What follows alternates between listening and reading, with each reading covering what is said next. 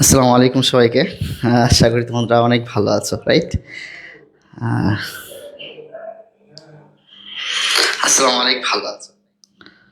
ওকে। আমাদের সাথে যুক্ত হয়ে যাও সবাই তোমরা। আজকে খুব ভালো লাগতেছে, সেই কারণে যে তোমাদেরকে তো শুরু থেকে একটা কথা বলতেছিলাম যে এবছর কিন্তু ঢাকা ইউনিভার্সিটির ভর্তি পরীক্ষা অনেক সহজ হবে, অনেক ইজি হবে। কথাটা আমি একদম শুরু থেকে বলতেছিলাম, বাট দুঃখজনক হলো সত্য, একটা শ্রেণীর মানুষ বিশ্বাস করতে পারে নাই যে এই বছর ঢাকা ইউনিভার্সিটির ভর্তি পরীক্ষা অনেক সহজ হবে। আর তোমরা যারা বিশ্বাস করছো, তোমরা আসলে প্রিপারেশনটা কন্টিনিউ করতে পারছো এবং তোমরা অনেক লাকি এই জায়গা থেকে। সো কেন বললাম কথাটা? কারণ তোমরা ইতিমধ্যে জানো আজকে কিন্তু ঢাকা বিশ্ববিদ্যালয়ের চারুকলা অনুষদের পরীক্ষা হয়েছে এবং ঠিক এর আগের দিন গত শুক্রবারে, ঠিক একদিন আগেই ঢাকা বিশ্ববিদ্যালয়ের আইবি ইউনিট, সো এখানের পরীক্ষা হয়েছে। সো ইতিমধ্যে কিন্তু ঢাকা বিশ্ববিদ্যালয়ের ভর্তি পরীক্ষাটা শুরু হয়ে গেছে। সো ঢাকা বিশ্ববিদ্যালয়ের ভর্তি পরীক্ষা শুরু হওয়ার মাধ্যমে কিন্তু তোমাদের অ্যাডমিশন জার্নিটা একদম শেষের দিকে আছে। সো একটু মনে ভয় কাজ করতেছে যে মনে হচ্ছে তো অনেক কিছু এখনও পড়া বাকি আছে। সো সব কিছু তো এখনও পড়া হয়নি, পড়া শেষ হয়নি। সো এটা খুবই স্বাভাবিক। তোমাকে যদি আমি আরও 1 বছরও সময় দিই, তারপর দেখবে যে অনেক কিছু তোমার পড়া হবে না, অনেক কিছু তোমার টাচে থাকবে না। কারণ ঢাকা বিশ্ববিদ্যালয়ের ভর্তি পরীক্ষা যতবার হয়েছে কখনো এমন হয়নি যে 60 নাম্বার যে এমসিকিউ থাকে, 60-এ 60 কখনো কখনো পাই নাই। যে ফার্স্ট হয় সাধারণত নাম্বারটা থাকে 50-এর উপরে, ধরো 51, 52 বা 53, 53 আসলে খুব কমই যায়, ধরো 51, 52-তে থাকে। এর মধ্যে ধরো 60% নাম্বার যদি পাও, মোটামুটি তুমি একটা ভালো সাবজেক্টে চান্স পাবা। আর এই বছর আমার কেন জানি মনে হয় যে আরও কম নাম্বারের চান্স হবে, অর্থাৎ 60% না, এবছর 50%, অর্থাৎ তোমার অর্ধেক নাম্বার পেলে কিন্তু তুমি চান্স পেয়ে যাবা। ঠিক আছে? আর ঠিক আছে, তোমরা সবাই জয়েন করো। দেন হ্যাঁ, আজকে ন্যারেশনের ক্লাস, এই টপিকটা মিসিং ছিল, পড়াতে পারিনি। এই পড়ানো শেষ করার আগেই আমি ম্যারাথন ক্লাস শুরু করে দিয়েছিলাম। ওকে ফাইন, তোমরা জয়েন হও, আমি দেখি তোমাদের জন্য। আর ন্যারেশন এত কঠিন একটা টপিক তোমাদের কাছে মনে হয়? সো এটা কী করতে পারি তোমাদের জন্য? ওকে, শেষ মুহূর্তে এসে। ওকে ওকে ওকে ফাইন, আসো সবাই যুক্ত হও, সবাই যুক্ত হও। এবং এই বেসিকের ক্লাসগুলো আমরা অনেক আগে শেষ করে ফেলেছি। এখন ম্যারাথন ক্লাস, রিটার্ন ক্লাস আমাদের শেষ হয়ে গেছে, তারপরেও একটা স্পেশাল ক্লাস তো তোমাদের নিতেই হবে। আমাদের ফারজানা সালাম দিয়েছো, ওয়ালাইকুম আসসালাম ফারজানা। আমি আজ কি করব? কেন মাইশা মালিহা, কি করতে চাও তুমি? সমুদ্র সৈকত, আদাব ভাইয়া। ওকে, এখনও সিলেবাস একবারও কমপ্লিট করতে পারলাম না, কোনো সমস্যা নেই। এমন অনেক এক্সাম্পল আছে যারা কিনা ঢাকা বিশ্ববিদ্যালয়ের সিলেবাস শেষ করতে পারে নাই, কিন্তু ঢাকা ইউনিভার্সিটিতে পড়াশোনা করতেছে। তুমি যদি ওভারঅল 70% সিলেবাস টাচ করে যেতে পারো, ইটস মোর দ্যান এনাফ। ঠিক আছে? ওকে, অনেক পড়া বাকি, এইটা নিয়ে ডিপ্রেশনে যাওয়ার কিছু নেই। ঠিক আছে? আমি কথাটা বললাম, তোমাকে যদি আরও ঢাকা ইউনিভার্সিটির প্রিপারেশন নেওয়ার জন্য 1 বছর সময় দেওয়া হয়, 1 বছর সময় ধরে প্রিপারেশন নেওয়ার পরে মনে হবে আমার এইটা পড়া হয়নি, ওইটা পড়া হয়নি, বা দিন শেষে তোমার যতটুকু লাগবে ঢাকা ইউনিভার্সিটির জন্য ততটুকু হয়ে গেছে, ততটুকু হয়ে গেছে। ঠিক আছে? সিলেবাস তুমি শেষ করতে পারা না পারাটা ইম্পর্টেন্ট না, বাট তোমার পরীক্ষার হলে অনেকে দেখা যাবে যে অনেক কিছু পড়েও পারে নাই। ধরো 100% সিলেবাস 3বার রিভিশন দিছে, আমি এমনও দেখছি সিলেবাস 3বার রিভিশন করছে, ওরা ঢাকা ইউনিভার্সিটি চান্স পায়নি। আবার এমন অনেক পাবলিক আছে যারা হয়তো 70% শেষ করে গেছিলো, কিন্তু তাদের চান্স হয়ে গেছে। সো এটা নিয়ে মন খারাপ করার কিছু নেই। অনেক কিছু বাদ থাকতে পারে, অনেক কিছু ল্যাকিংস থাকবে, অনেক কিছু হয়তো তোমার মনের মতো করে পড়া হয়নি। অনেক আমাদের লাইফে না একটা জিনিস খুবই ইম্পর্টেন্ট, সেটা হচ্ছে পড়াশোনা। আরেকটা ব্যাপার যদি বলি, মনের মতো মানুষও। আমার লাইফে কখনো দুটো জিনিস আমি কখনোই অ্যাকুরেটলি পাইনি, সেটা হচ্ছে কি, এক, মনের মতো রেজাল্ট, এটা কখনো করতে পারিনি। ধরো কখনো যদি এরকম হয় যে রেজাল্টের ক্ষেত্রে, তো হয়তো আমি এক্সপেক্ট করলাম যে 100 পাবো, সো এখানে 98 চলে আসছে, সো এই এক্সপেকটেশন বাইরে চলে যায়। আর হচ্ছে কি, মনের মতো মানুষ, এই দুটো জিনিস কখনো আসলে লাইফে পাবা না, এটাই চরম বাস্তবতা। হ্যাঁ, কাছাকাছি পাবা, সো এটাকে তোমাকে মানিয়ে নিতে হবে। তো এটা চরম বাস্তবতা, দুঃখজনক হলেও সত্য, যে মনের মতো মানুষও পাবা না, মনের মতো রেজাল্ট আসবে না। তো তো কাছাকাছি যেটা হবে এটা আলহামদুলিল্লাহ, ঠিক আছে। হুম। ফাতেমা তো জোহরা, আমি বলে দিচ্ছি লাইভে, তোমার একবারও শেষ হয়নি, তাতে কোনো সমস্যা নেই। ইনশাল্লাহ আমি লাইভ বললাম, কারণ তোমার রেজাল্ট আমি দেখতেছি, সব যদি ঠিকঠাক থাকে, মানে কোনো ধরনের অ্যাক্সিডেন্ট যদি না ঘটে, আমি বলতেছি এই বেস থেকে ফাতেমা তো জোহরা তুমি চান্স পাবে। সো এটা নিয়ে একদমই প্যানিক হবে না, চান্স পাবা। কারণ তোমাদের রেজাল্ট কিন্তু আমি সবসময় অবজারভেশনে রাখি, প্রত্যেকটা ম্যারাথন ক্লাসের পরে আমি অবজার্ভ করি কত পার্সেন্ট মার্কস তোমরা ক্যারি করতেছো। অনেকে তো দেখি এরকম যে 40-এর উপর যারা পাচ্ছে, এই ম্যারাথন ক্লাসে যারা 30 আপ পাবে, সবাই অনেক ভালো করতেছে। সো আমার এক্সপেকটেশনের বাইরে তোমরা ভালো করছো। অনেকে 50-এ 50 পাচ্ছে, 45 পাচ্ছে, তারপরে দেখা যাচ্ছে কি 42-40 আপ মোটামুটি অল লেভেলের সবাই, ম্যাক্সিমাম ক্ষেত্রে 70% অডিয়েন্স, 70% না 80% অডিয়েন্স হচ্ছে 40 আপ নাম্বার পাচ্ছে। তারপর দেখি ওরা নাকামি করে যে আসলে হলো না শেষ পর্যন্ত, এটা না, অনেক ভালো করতেছো তোমরা, অনেক ভালো করতেছো। এটা আসলে তোমরা যখন অ্যাডমিশন পরীক্ষাটা দিবা তখন বুঝতে পারবা। একটা কথা বলবো, শেষ মুহূর্তে এসে একদম নার্ভাস হবা না, এটা মাথায় রাখবা। তো আমি আমি আবারও বলতেছি, আমি তোমাদের শুভ ভাই, আমি বলতেছি যে বিশ্ববিদ্যালয়ে ভর্তি পরীক্ষা তোমাদেরকে যে পরিমাণ পড়াইছি আমি, হ্যাঁ ধরো যে পরিমাণ আমি এমসিকিউ সলভ করেছি, তুমি যদি ফাঁকিবাজিও করো, বাসায় যদি প্র্যাকটিস নাও করো, জাস্ট তুমি যদি নার্ভাস না হও, জাস্ট যে পরিমাণ তোমাদেরকে এমসিকিউ প্র্যাকটিস করাইছি, যে পরিমাণ তোমাদের বেসিকের ক্লাস নিছি, বিশ্বাস করো ক্লাসগুলো করছো, ধর আর কিচ্ছু করো নাই, তোমার ইউনিভার্সিটি অ্যাডমিশন টেস্টে তোমার পাশ করা কেউ আটকাতে পারবে না, তোমার চান্স কেউ আটকে রাখতে পারবে না। সো লাস্ট মোমেন্টে এসে প্যানিক হয়েও না, নর্মাল থাকবা। আর পরীক্ষার হলে একটু মানে সাবলীল ভাবে থাকার চেষ্টা করো। যেরকম কোচিং সেন্টারে যেরকম এক্সাম দিলে না, মনে হবে যে নর্মাল 8-10টা কোচিং সেন্টার এক্সামের মতো করে এক্সাম দিচ্ছ। সো এটা খুব বেশি কঠিন হবে না। এবং আমি তোমাকে এই কথাটা এনশিওর করলাম, ঢাকা ইউনিভার্সিটি ভর্তি পরীক্ষা দেওয়ার পর এই কথাটা মিলে নিবা। ভর্তি পরীক্ষা দেওয়ার পর তোমার মনে হবে যে ভাইয়া আমি না 60টা এমসিকিউ পারতাম। এক নাম্বার তোমার কথা হবে এটা। দ্বিতীয় কথা হবে, কিছু এমসিকিউ থাকবে যেগুলো তুমি 100% জানো, পারো, বুঝো, তারপর দেখবে 2-3টা এমসিকিউ 100% জানো, পারো, তারপরও ভুল করে আসবা। যখন তুমি 3টা বা 2টা এমসিকিউ ভুল করবা, তখন তোমার শরীরটা ঘামা শুরু হয়ে যাবে। এই বাস্তবতাগুলো তোমাকে আগে বলে দিচ্ছি যেন তুমি সাবধান হয়ে যাও। তোমার শরীরটা ঘামা শুরু করবে, তোমার মধ্যে অটোমেটিক একটা প্যানিক চলে আসবে।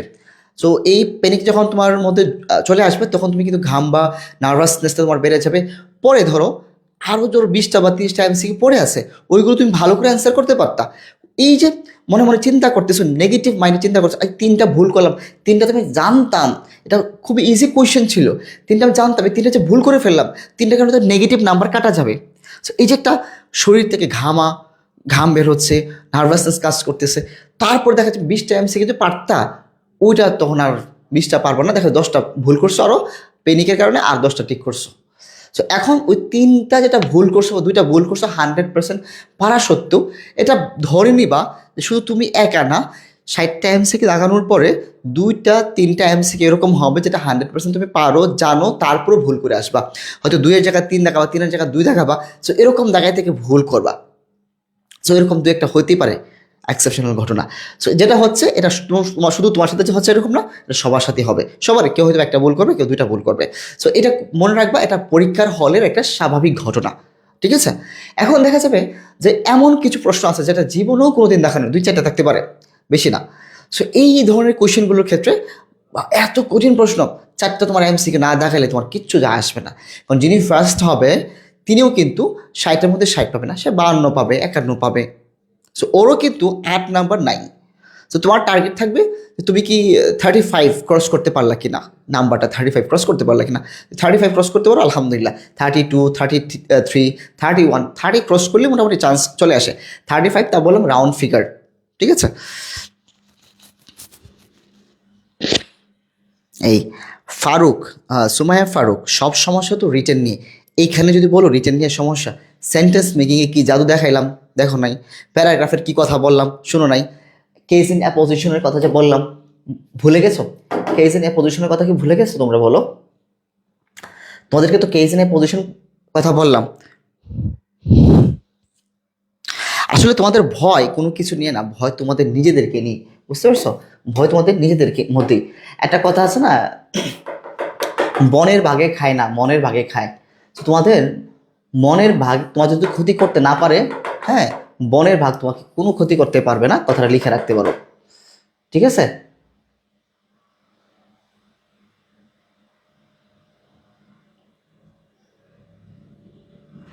ক্লিয়ার?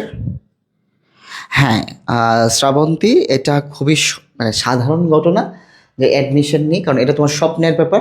সো এটা নিয়ে তোমার একটু দুশ্চিন্তা হবে, মন খারাপ লাগবে, মনে হবে যে আমার পাশে কেউ নেই। সো শেষ মুহূর্তে এসে তোমার খুব বেশি ফ্রাস্ট্রেশন বা ডিপ্রেশন কাজ করবে। এইটা একটা স্বাভাবিক ঘটনা মনে করো। কারণ একটা জানো তো, তোমরা যারা খেলাধুলা দেখো, মানে নিয়মিত তোমার যা বাংলাদেশে খেলা হয় বা হচ্ছে কি ফুটবল ম্যাচ, একদম খেলার শেষ মুহূর্তে এসে যখন দেখবা, বিশেষ করে ক্রিকেটে, আমি ফুটবল খুব একটা কম দেখি বা দেখি না বললেই চলে। সো যখন দেখবা 3 বলে 10 রান লাগে, তখন যারা দর্শক যারা থাকে বা হচ্ছে কি তোমার খেলোয়াড় যারা থাকে, ওদের সবার মধ্যে কিন্তু একটা টান টান উত্তেজনা থাকে। তো তোমাদের অ্যাডমিশন পিরিয়ডের ঠিক এই মুহূর্তটা হচ্ছে কি ওই রকম, যে একদম শেষ মুহূর্তের প্রস্তুতি, মানে শেষ মুহূর্তে যেরকম একটা খেলোয়াড় বা তোমাদের বাবা মায়ের যে অবস্থা, এরকম অবস্থা হয়ে গেল আর কি।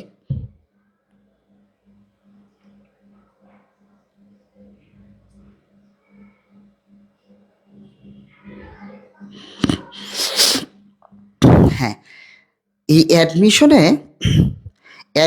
কেন যে নার্ভাস হয়, এটা তুমি নিজেও বুঝবা না। আর অ্যাডমিশনের সময় তোমার কেন ভয় কাজ করে, এটা তুমি নিজেও বুঝবা না। কারণটা কি জানো? কারণ তোমার কাছে রেজাল্টটা এখনো আনএক্সপেক্টেড, অপ্রত্যাশিত, এখন দেখো নাই। তুমি অনেক, যে ছেলেটা যে মেয়েটা চান্স পাবে, শুধু চান্স না, যে ফার্স্ট হবে, তার মনেও কিন্তু এখনো ভয় কাজ করতেছে যে আমি কি পারবো, আমি কি পারবো না, আমাকে দিয়ে হবে তো। এই ভয়টা সকল বিশ্ববিদ্যালয়ে ভর্তি যোদ্ধাদের মনে এই ভয়টা কাজ করতেছে। এটা স্বাভাবিক ঘটনা, কারণ তুমি পরিশ্রম করতেছো, পরিশ্রমটা তোমার হাতে আছে, কপালের যে লেখাটা এটা কিন্তু তোমার হাতে নাই। সো এই কারণে ভয় কাজ করতেছে। মনে রাখবা, তুমি তোমার জায়গা থেকে পরিশ্রমটা সর্বোচ্চ দিয়ে যাও। কপালের বিষয়টা যদি তোমার সাথে বিট্রে করে, কথা দিলাম, কপাল তোমার এটার সর্বোচ্চ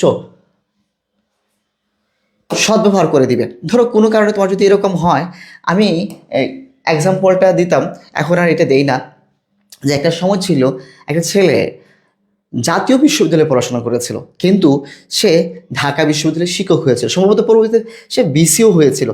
চিন্তা করে দেখো তো একবার, যে ছেলেটা ঢাকা বিশ্ববিদ্যালয়ের চান্সে পায় নাই, সে ছেলেটা ঢাকা বিশ্ববিদ্যালয়ের শিক্ষক হয়েছিল। সো ঢাকা বিশ্ববিদ্যালয়ের সকল শিক্ষার্থী তো ঢাকা বিশ্ববিদ্যালয়ের টিচার হতে পারে না। সো ঢাকা বিশ্ববিদ্যালয়ের টিচার হওয়ার জন্য কিন্তু অনেক তোমার কোয়ালিটিস প্রয়োজন আছে। সো জাতীয় বিশ্ববিদ্যালয় থেকে ঢাকা বিশ্ববিদ্যালয়ের শিক্ষক হয়েছিল। সো এটা একটা এক্সাম্পল। সো একটু খেয়াল রাখবা যে নিজের জায়গা থেকে, এটা যেটা তোমার হাতে আছে, নিজের জায়গা থেকে সর্বোচ্চ এফোর্ট দিয়ে যাও। এবং আমি তোমাকে, তোমরা সবাই আমাকে অনেক শ্রদ্ধা করো, অনেক ভালোবাসো, অনেক পছন্দ করো, সে জায়গা থেকে বলতেছি, বড় ভাই হিসেবে বলতেছি, শেষ মুহূর্তে দুশ্চিন্তা যতটা, স্ট্রেস যতটা কম রাখা যায়, পড়াশোনাটার দিকে সর্বোচ্চ মনোযোগ দাও, ফোকাস রাখো। বিগত বছরে কোন ধরনের প্রশ্নগুলো এসেছিল সেগুলো তোমার মাথায় অলরেডি সেট আছে, এবং তুমি একটা প্রশ্ন পড়লে বুঝতে পারো যে এই প্রশ্নটা ভর্তি পরীক্ষায় আসতে পারে, এই ধরনের প্রশ্ন জীবনেও আসবে না। যে প্রশ্ন জীবনেও আসবে না সেই প্রশ্ন টাচ করার দরকার নেই। যেই ধরনের প্রশ্নগুলো আসতে পারে সেগুলো বারবার একটু রিভিশন করে যাও, বারবার পড়ো। এবং নার্ভাসনেস তখনই কাজ করবে যখন তুমি পড়ার টেবিলে থাকবে না। যখন তুমি পড়ার টেবিলে থাকবা, সম্পূর্ণ মনোযোগ তোমার বইয়ের দিকে থাকবে, তখন কিন্তু তোমার নার্ভাসনেস কাজ করে না। একবার ভেবে দেখো, নার্ভাসনেস তখনই কাজ করে যখন তোমার পড়ার টেবিল থেকে তুমি দূরে আছো, হয়তো বিছানা শুয়ে আছো, তখনই তোমার সাবকনশিয়াস মাইন্ডে কাজ করতেছে, এই আমি যে বসে, আমার মতো তো অনেকেই পড়তেছে, চান্স হবে তো, বিশ্বাস কর তোমার মতো অনেকেই পড়তেছে। আর তুমি দুশ্চিন্তাটাকে বাদ দিয়ে পড়ো, ইনশাল্লাহ তোমার চান্স হবে। একটা কথা মনে রাখবা, পরিশ্রমীদের সাথে কখনোই ভাগ্য বিট্রে করে নেই অতীতে, তোমার সাথেও করবে না ইনশাল্লাহ। ঠিক আছে? ওকে, আমাদের মেইন যে ক্লাস, সেই ক্লাস আমরা শুরু করে দিই। হ্যাঁ, সব কিছু সৃষ্টিকর্তার কাছে আছে অবশ্যই, এবং তোমার হাতে পরিশ্রমটা আছে, পরিশ্রম এবং কৌশল, এই দুটো সমন্বয় করে তুমি পড়াশোনা করেছো ইনশাল্লাহ। আমার বিশ্বাস, আমার খুব বিশ্বাস যে আমার এখান থেকে, দেখতেছো না, ওই দিন যেদিন চান্স হবে সেদিন বইল যে ভাইয়া ওই দিন আমাদেরকে বোঝাচ্ছিলেন, যে একদম শেষ মুহূর্তের ক্লাসে এসে বোঝাচ্ছিলেন যে আমাদের চান্স হবে, আমরা নার্ভাস হয়ে যাচ্ছিলাম, ভয় পাচ্ছিলাম। মনে রাখবা, তোমরা অ্যাডমিশন যোদ্ধা, যোদ্ধারা কখনো ভয় পায় না। ঠিক আছে?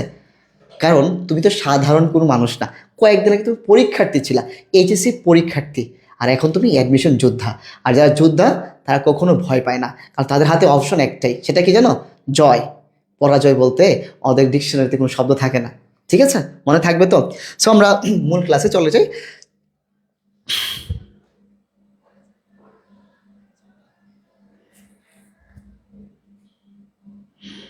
ওকে। হুম। আচ্ছা, 10 দিনে এটা করা সম্ভব, ওইটা করা সম্ভব না, এটা বাদ দিয়ে দাও না। এটা ধরে নাও অসম্পূর্ণ সিলেবাস পড়ে, অর্থাৎ একটা সম্পূর্ণ সিলেবাস শেষ করে তুমি যাচ্ছ, আর অসম্পূর্ণ সিলেবাস, অসমাপ্ত আত্মজীবনী ছিল না একটা? সো অসমাপ্ত সিলেবাসে যদি তোমাকে ঢাকা বিশ্ববিদ্যালয় এনে দিতে পারে, তাহলে মন্দ কিসের? তোমার তো ঢাকা ইউনিভার্সিটির জন্য 60-এর মধ্যে 60 পাওয়া লাগবে না। তোমার তো ঢাকা ইউনিভার্সিটির ভর্তি পরীক্ষা 100 নম্বরে 100 পাওয়া লাগবে না। সো 100 মধ্যে 100 পাওয়ার জন্য তোমাকে সম্পূর্ণ সিলেবাস করতে হবে। তো তোমার যদি 55, 100-র মধ্যে জিপে নাম্বার তোমার যাই থাকুক, 55 থাকে, রিটেন এমসিকে মিলে 55 নাম্বার থাকে, তুমি কিন্তু ভালো রেজাল্ট করতে পারবা। দেখো, সবাই একটু মনোযোগ দিন। আর দেখো, ন্যারেশন বিশ্ববিদ্যালয়ে ভর্তি পরীক্ষা দেখো আরও বেশি সহজ এই জায়গাটার মধ্যে। তোমাকে যখন ন্যারেশন আসবে, তো সবাই একটু মনোযোগ দাও, ন্যারেশন যখন আসবে,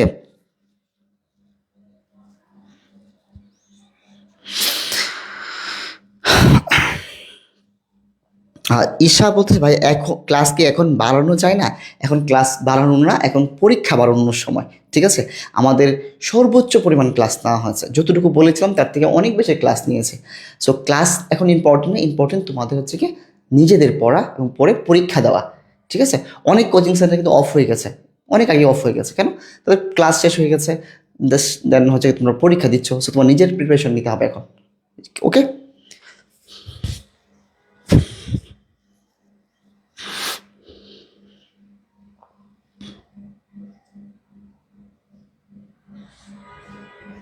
হুম। ওকে, সবাই একটু মনোযোগ দাও, সবাই একটু মনোযোগ দাও। আমরা দেখো, তোমাদেরকে একটু সহজ শুরুতে একটু মজার বিষয় বলি যে তোমাদের এই পার্টটা, এই পার্টটা কিন্তু খুবই সহজ। কেন বললাম সহজ? একটু মনোযোগ দাও। আমি একটু নোট 3টা নিয়ে নিই, আমি নোট 3টা নিতে ভুলে গেছে। দেখো, তুমি যখন এইচএসসিতে পড়তা তখন কিন্তু এই টপিকটা তোমরা পড়ছো। এইচএসসিতে পড়াকালীন সময় যে ন্যারেশন পড়ছো না সবাই, ওইখানে কি করতে হয়েছে? ন্যারেশন তোমাকে চেঞ্জ করতে হয়েছে, তোমাকে সম্পূর্ণ তোমার লাইন লিখতে হয়েছে, প্যাসেজ ন্যারেশন সলভ করা লাগতো। এটা তোমরা ক্লাস 6 থেকে করতেছো। অ্যাডমিশনে কিন্তু এইচএসসি থেকেও সহজ। কেন কথাটা বললাম? কারণ এখানে তোমার ন্যারেশনটা চেঞ্জ করা লাগবে না, ন্যারেশন তোমার এখানে কোনো চেঞ্জ করা লাগবে না, বরং ওরাই চেঞ্জ করে রাখবে, তুমি জাস্ট বলবা এটা ঠিক আছে কিনা। মানে আগে ছিল ছাত্র, এখন তুমি শিক্ষক, ব্যাপারটা হচ্ছে এরকম। বুঝতে পারছো? আগে ছিল ছাত্র, এখন শিক্ষক, জাস্ট ওরা ন্যারেশনটা চেঞ্জ করে দিবে, জাস্ট তুমি কি করবা? জাস্ট দেখবা যে এটা ঠিক হয়েছে কিনা। সো এই জন্য তোমার কিন্তু পুরো খাতা খুলে বই খুলে তোমার ন্যারেশন করা লাগবে না।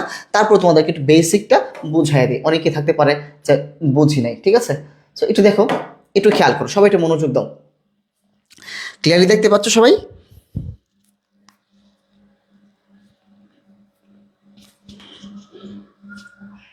ক্লিয়ার?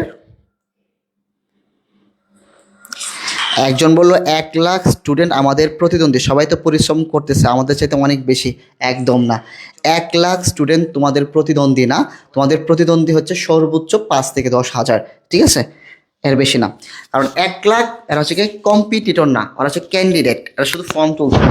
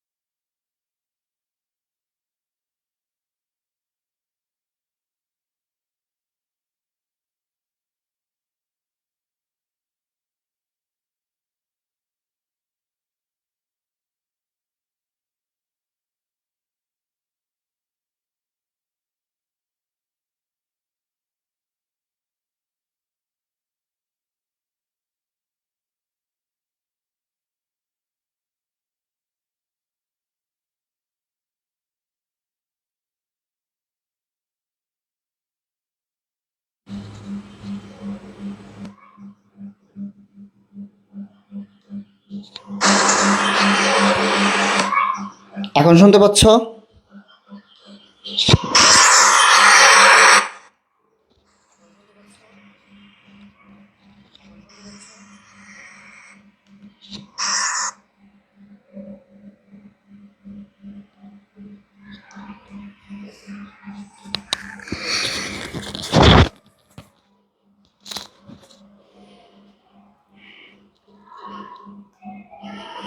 এখন সাউন্ড ক্লিয়ার?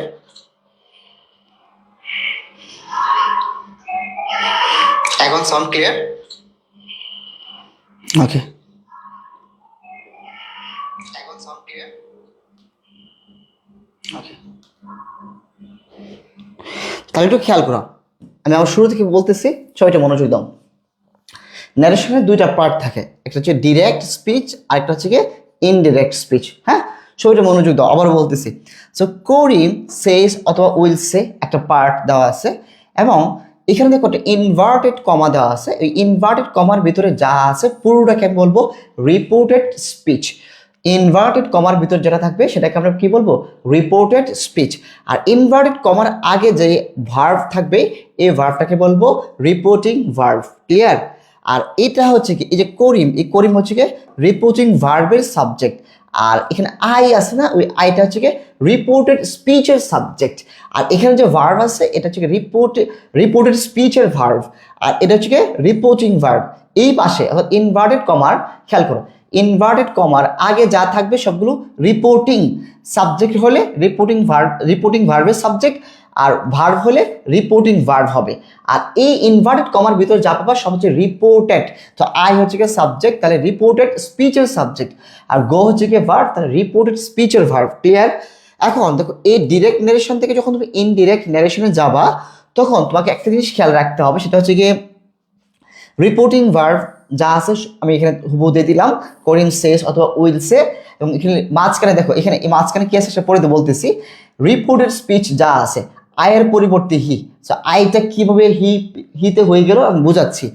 পরে কি ছিল? Did not go, so did not go এটা দেওয়া আছে। সো এটা খুবই ক্লিয়ার, এটা খুবই ক্লিয়ার। তার মানে এই অংশে কোনো পরিবর্তন হয় নাই, অর্থাৎ রিপোর্টিং ভার্বের অংশে কোনো পরিবর্তন হয় নাই, রিপোর্টেড স্পিচে পরিবর্তন হয়েছে। তাহলে কোনো পরিবর্তন যদি আসে তাহলে আসলে রিপোর্টিং ভার্বের দিকে হবে না, রিপোর্টেড স্পিচে কিন্তু পরিবর্তন হবে। তো মাঝে মধ্যে দেখা যাবে রিপোর্টিং ভার্বে দেখো উইল সে অথবা সেস, এইখানে আস্ক থাকতে পারে, ইফ ওয়েদার এগুলো থাকতে পারে, টোল থাকতে পারে। সো এইগুলো পরিবর্তন হচ্ছে।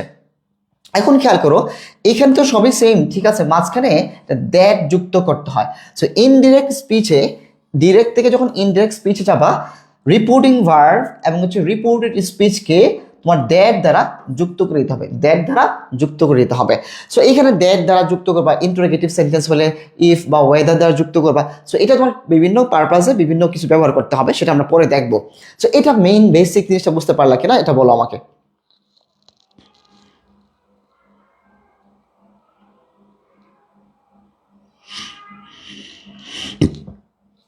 তারপর দেখো, এখন যে কথাটা বলতেছিলাম, রিপোর্টেড স্পিচে তো এখানে আই ছিল, মানে আই ছিল, রিপোর্টেড স্পিচে এখানে কি ছিল?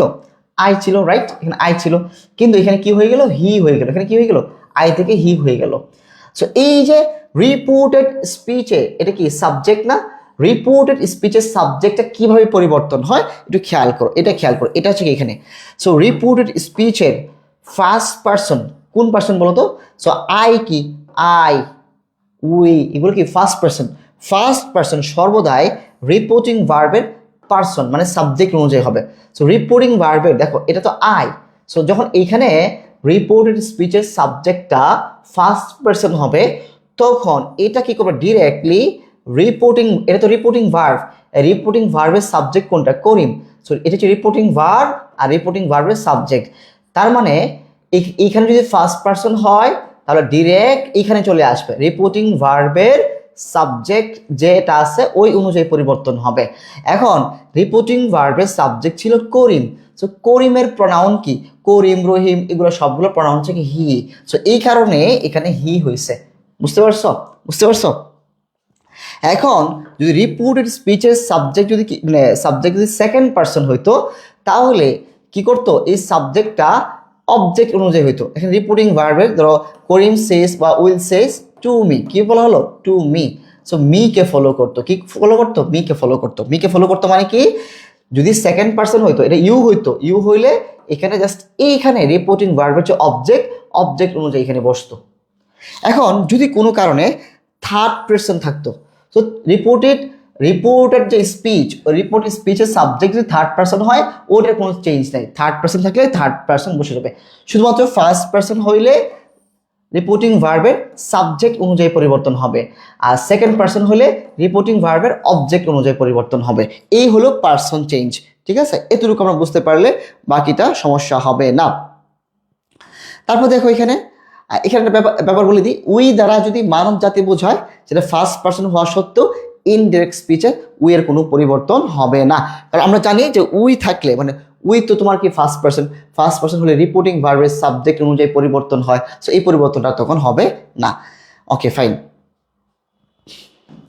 এখন একটু খেয়াল করো, আমি তোমাদেরকে আরেকটা ব্যাপার বুঝাই দিই, সেটা হচ্ছে কি টেন্সের পরিবর্তন। কিসের পরিবর্তন বলতো, টেন্সের পরিবর্তন। একটু খেয়াল করো, এই জিনিসটা মাথায় মনোযোগ দাও, তাহলে হবে, সর্বোচ্চ মনোযোগ দাও এই জায়গাটার মধ্যে। যদি দেখো ডিরেক্ট স্পিচে প্রেজেন্ট ইনডিফিনিট টেন্স আছে, কি আছে প্রেজেন্ট ইনডিফিনিট টেন্স, তাহলে ইনডিরেক্ট স্পিচে তোমার ওই টেন্সের পরিবর্তন করবা পাস্ট ইনডিফিনিট, মনে থাকবে। ধরো ডিরেক্ট স্পিচে প্রেজেন্ট কন্টিনিউয়াস আছে, তাহলে ইনডিরেক্টে কি প্রেজেন্টের জায়গায় পাস্ট কন্টিনিউয়াস হবে। ধরো ডিরেক্ট নারেশনে প্রেজেন্ট পারফেক্ট আছে, তো প্রেজেন্ট পারফেক্টের জায়গায় কি করবা ইনডিরেক্ট স্পিচে পাস্ট পারফেক্ট করে ফেলবা। ধরো ডিরেক্ট নারেশনে প্রেজেন্ট পারফেক্ট কন্টিনিউয়াস টেন্স আছে, তাহলে ওইটা হবে কি পাস্ট পারফেক্ট কন্টিনিউয়াস। পার্থক্য করে দেখো তো, প্রেজেন্ট ইনডিফিনিট, তো এর কোন ইনডিফিনিট প্রেজেন্ট ইনডিফিনিট, তাহলে হবে পাস্ট ইনডিফিনিট। প্রেজেন্ট কন্টিনিউয়াস তাহলে past continuous, present perfect past perfect, present perfect continuous past perfect continuous. Clear? এখন দেখো খুবই মজার বিষয় হচ্ছে এই অংশটুকুতে আমরা ঝামেলাটা বাঁধাই। যদি এইখানে পাস্ট ইনডিফিনিট থাকে, পাস্ট ইনডিফিনিট কোথায় থাকে ডিরেক্ট ন্যারেশনে বা ডিরেক্ট স্পিচে যদি পাস্ট ইনডিফিনিট থাকে, সো প্রেজেন্ট ইনডিফিনিট থাকলে তুমি পাস্ট ইনডিফিনিট বানাবা তুমি, কিন্তু দেখা গেল ডিরেক্ট ন্যারেশনে পাস্ট ইনডিফিনিট আছে। যদি এইটা দেখো পরীক্ষা কিন্তু এইখান থেকে আসার সম্ভাবনা বেশি। যদি দেখো ডিরেক্ট স্পিচেই পাস্ট ইনডিফিনিট আছে, তাহলে কি করতে হবে পাস্ট পারফেক্ট টেন্স করে ফেলতে হবে, পাস্ট পারফেক্ট টেন্স করে ফেলতে হবে ইনডিরেক্ট ন্যারেশনে। এবং পাস্ট কন্টিনিউয়াস থাকলে পাস্ট পারফেক্ট কন্টিনিউয়াস করে ফেলতে হবে। জাস্ট এই লাস্টে এটা খুবই বেশি ইম্পর্টেন্ট, আর এটাও মনোযোগ দিয়ে রাখবা। বুঝতে পারছো?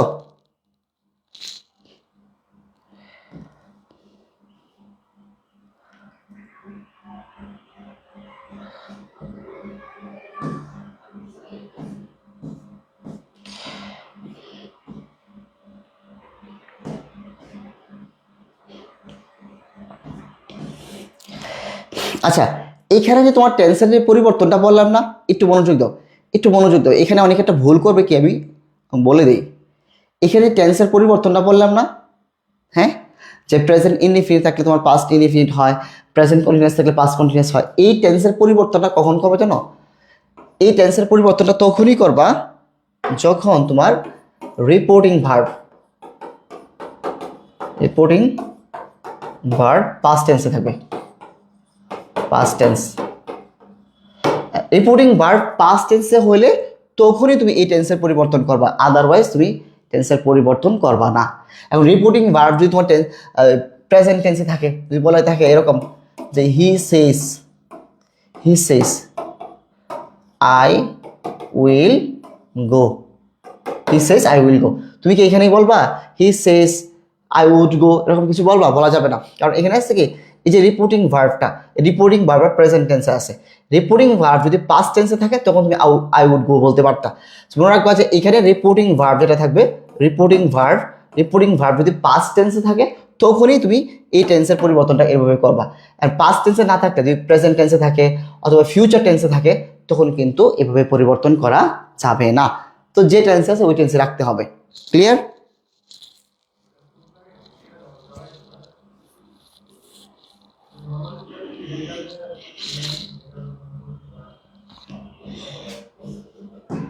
এটা বুঝতে পারছো? রিপোর্টিং বা পাস্ট টেন্সে না হলে যে টেন্সের পরিবর্তন করা যাবে না।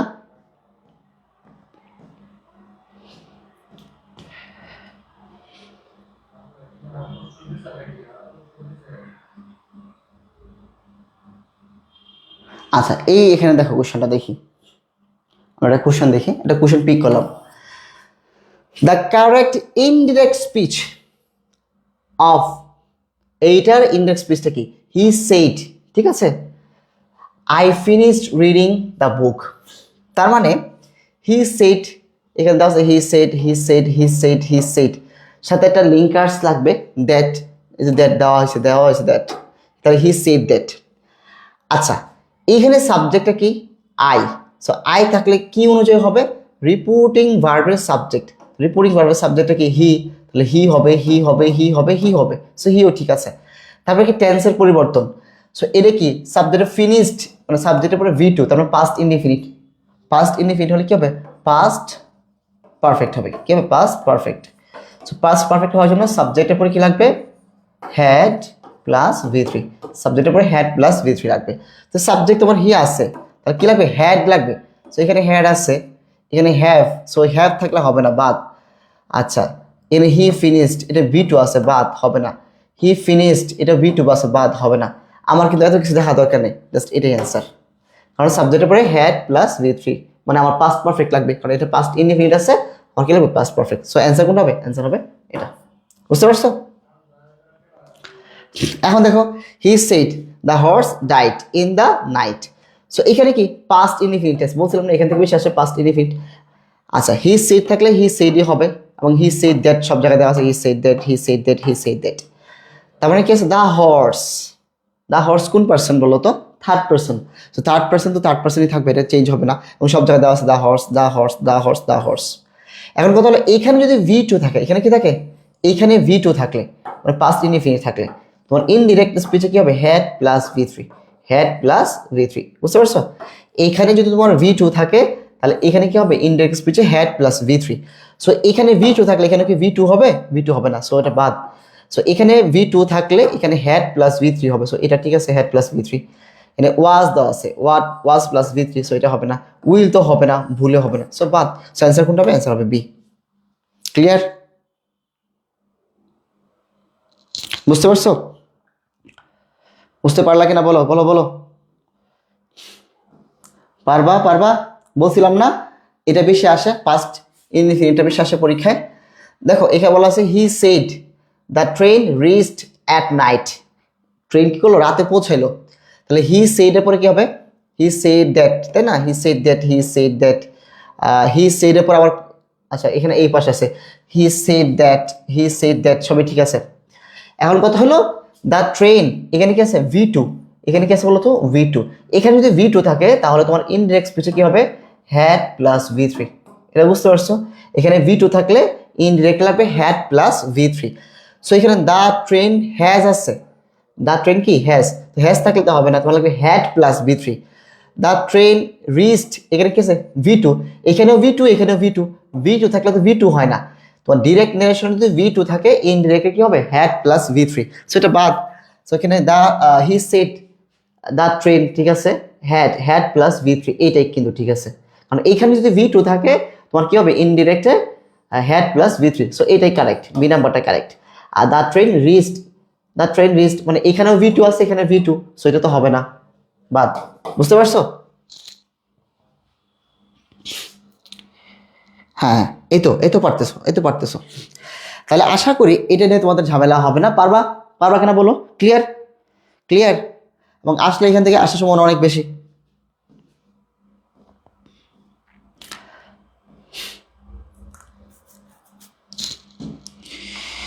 মূল কথা হচ্ছে গিয়ে ডিরেক্ট নেরেশনে যদি ভি টু পাও, ইনডিরেক্টে কি বসাবো? Had plus V three. Clear? Concept clear? আচ্ছা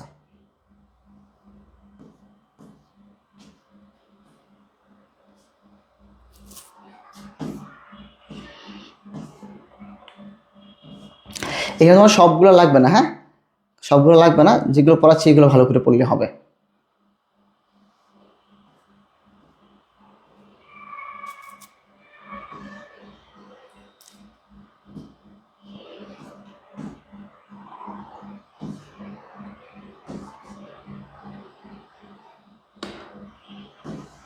আচ্ছা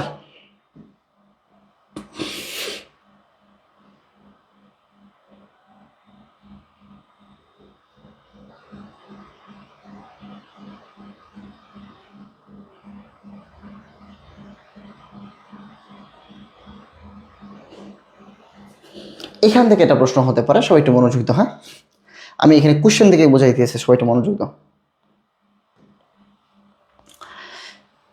একটু খেয়াল করো, আনিস সেড, আনিস বলল I must write a letter, আমি অবশ্যই একটা কি লিখবো, চিঠি লিখবো, রাইট। সো এই অংশটুকু আমার রিপোর্টিং ভার্বের সাবজেক্ট, আর ইনভার্টেড কমার ভিতরে যেটা আছে সম্পূর্ণটা কি রিপোর্টেড স্পিচ, এবং স্পিচের সাবজেক্ট এটা হচ্ছে কি ভার্ব, রাইট। এখন এইটাকে তুমি কিভাবে পরিবর্তন করবা একটু খেয়াল করো। এখানে বলা আছে যে আনিস সেড, তো আমার সব জায়গায় আনিস সেড দেওয়া আছে, আনিস সেড দেওয়া আছে, এবং আনিস সেড দেওয়া আছে, সব জায়গায় ঠিক আছে। এবং মজার বিষয় হচ্ছে গিয়ে এরপরে দেখো এইখানে সেডের পরে দেখো দুইটা ক্লোজ, দেখো এই যে কমাগুলো, এই যে কমা, ইনভার্টেড কমা এবং কমা, নর্মাল যে কমাটা রিপোর্টিং ভার্বের পর যে কমা এবং ইনভার্টেড কমা উঠে গিয়ে তোমরা সবাই জানো দ্যাট বসে, এখানে কোনো ধরনের দ্যাট বসানো হয় নাই, এখানে কোনো ধরনের দ্যাট বসানো হয় নাই। সো এই দুইটা জিনিস, সিম্পল একটা জিনিস থেকে কিন্তু তুমি এ এবং সি কাটা দিবা, এটা হয় নাই। এখন দেখো এইখানে আমার টিকে যে তোমার আনিস সেডের পরে যে রিপোর্টিং ভার্ব এবং ইনভার্টেড কমা এই দুটো তুলে দিয়ে দ্যাট দেওয়া হয়েছে, দেখো এখানে দ্যাট দেওয়া হয়েছে, এখানেও দ্যাট দেওয়া হয়েছে, সবই ঠিক আছে। তাহলে এই পর্যন্ত। এরপরে সাবজেক্ট হিসেবে দেখো তোমরা জানো যে রিপোর্টেড স্পিচের সাবজেক্ট যদি ফার্স্ট পারসন হয়, সেটা কি আছে আই। সো আই এটা কি করবে, আই ফার্স্ট পারসন হলে কি করবে, রিপোর্টিং ভার্বের যে সাবজেক্ট এখানে এই অনুযায়ী হবে। সো এখানে আনিস আছে, সো আনিস একটা কি ছেলের নাম বা বেটা মানুষের নাম। সো আনিসের প্রনাউন কি, আনিস হোক, করিম হোক, জব্বার হোক, এর প্রনাউন হবে হি। সো এখানে হি দেওয়া আছে, সো এটাও ঠিক আছে। এখন মজার বিষয় হচ্ছে গিয়ে এরপর দেখো মাস্ট আছে না, এখানে মাস্ট দেওয়া আছে, আবার এখানে দেওয়া আছে হ্যাড টু, একটু খেয়াল রাখবে, একটু এই জায়গায় একটু মনোযোগ দাও, এটার কনফিউশন আছে, মাস্ট এবং হ্যাড টু। মনে রাখবা তোমার যদি ডিরেক্ট স্পিচে মাস্ট থাকে, এই মাস্টের পরিবর্তে হ্যাড টু বসাইতে হবে, মাস্টের পরিবর্তে কি বসাইতে হবে, হ্যাড টু, মাস্টের পরিবর্তে কি বসাইতে হবে, হ্যাড টু বসাইতে হবে। সো মাস্টের পরিবর্তে হ্যাড টু বসাইলে হ্যাড টু এর পরে কিন্তু V1 হবে, V3 না, কিন্তু হ্যাড টু, কারণ টু এর পরে ভার্বের বেস ফর্ম হয়। সো হ্যাড টু, কারণ অনেক সময় দেখবো অপশন এরকম থাকতে পারে হ্যাড টু পরে V3 দিয়ে দিল, তোমার কাছে এটাই মনে হলো, এটাই মনে হয় ঠিক, কারণ হ্যাড আছে যেহেতু, মনে রাখবো হ্যাডের পরে V3 হয়, হ্যাডের পরে V3 হয়, কিন্তু হ্যাড টু এরপরে কিন্তু V1 হয়। সো হ্যাডের পরে V3, বাট হ্যাড টু এর পরে কি হবে, V1। সো রাইট আর লেটার, এটা কিন্তু ঠিক আছে। এখন পরীক্ষার হলে যদি হ্যাড টু এর পরে V3 দেওয়া থাকে ওইটা ভুল, আর যদি হ্যাড টু এর পরে V1 দেওয়া থাকে এটাই কারেক্ট। সো এটা কারেক্ট, কারণ মাস্ট থাকলে মাস্টের পরিবর্তে হ্যাড টু হবে। তবে এমনও হইতে পারে যে মাস্টের পরিবর্তে হ্যাড টু দেওয়া নাই কোনো অপশনে, মাস্টের পরিবর্তে হ্যাড টু কোনো অপশনে দেওয়া নাই, তখন মাস্টের পরিবর্তে ধরো মাস্ট দেওয়া আছে, তাহলে ওইটাও অ্যান্সার। যদি দেখো মাস্টও আছে হ্যাড টু আছে, তাহলে হ্যাড টু এর উপরে V1 দেওয়া আছে, তাহলে এটাই কারেক্ট। কিন্তু কোনো কারণে যদি এই অপশনটা না থাকতো, মাস্টের পরিবর্তে হ্যাড টু না থাকতো, তখন মাস্টটাকে কিন্তু আমরা কি করতে পারতাম, অ্যান্সার হিসেবে নিতে পারতাম। ক্লিয়ার? দেখো এটা পরেটা দেখি, এটা দেখি তাহলে আমরা বুঝতে পারবো, ক্লিয়ার হয়ে যাবে আরো। হি সেড, তাহলে হি সেড এই কমা তুলে দিয়ে হি সেড দ্যাট হবে, হি সেড দ্যাট এতটুকু ঠিক আছে। আচ্ছা হি টোল্ড দ্যাট, আচ্ছা হি টোল্ড সেড দ্যাট, আমরা সবগুলোকে আমরা নিতে পারতেছি, তাই না? একটু খেয়াল করো, এখানে আছে অল মাস্ট গো, সবাই একটু মনোযোগ দাও, all must go. So all মানে সবাই বলতে প্রত্যেককে বোঝাচ্ছে, তাই না, মানে দে প্রোনাউন নিতে পারি সবাইয়ের। এখন মাস্ট থাকলে কি শুড হয়, মাস্ট থাকলে শুড হয় না, মাস্ট থাকলে হ্যাড টু বসাইতে হয়, এটা বুঝো। মাস্ট থাকলে কি বসাইতে হয়, হ্যাড টু বসাইতে হয়। মাস্ট থাকলে কি আউট টু বসে না, মাস্ট থাকলে হ্যাড টু বসে। এবং হ্যাড টু যদি অপশন না থাকে, মাস্ট থাকলে মাস্টে অ্যান্সার নিব। সো এখানে মাস্টের পরিবর্তে কি দেওয়া হয়েছে, আউট টু বাদ। এইখানে কিন্তু দেখো কোথাও মাস্টের আরেকটা অপশন যদি এরকম থাকতো, দে হ্যাড টু গো, ওইটা হলে বেস্ট আনসার হইতো, বাট ওইটা নাই, না থাকলে মাস্ট থাকলে মাস্টে বসে যাবে। সো এই ক্ষেত্রে কিন্তু অ্যান্সার কোনটা আছে, এই যে দে মাস্ট গো। বুঝতে পারছো? তাহলে মাস্ট থাকলে হ্যাড টু হবে, ক্লিয়ার কথাটা, মাস্ট থাকলে হ্যাড টু হবে।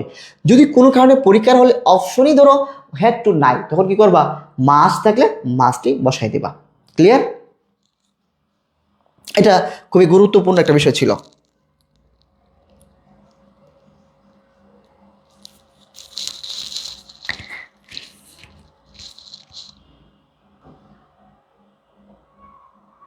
ক্লিয়ার?